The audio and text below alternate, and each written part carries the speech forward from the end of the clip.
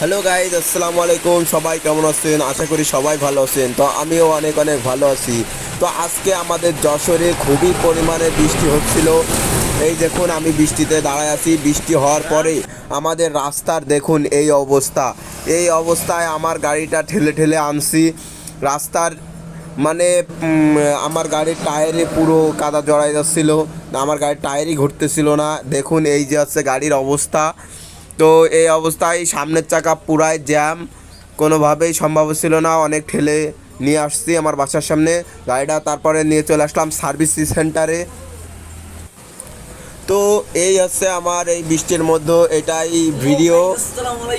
ভিডিওটি ভালো লাগলে অবশ্যই আমার চ্যানেলটিকে সাবস্ক্রাইব করবেন এবং লাইক কমেন্ট করবেন এবং ভিডিওটি শেয়ার করে দিবেন। তো বাই বাই।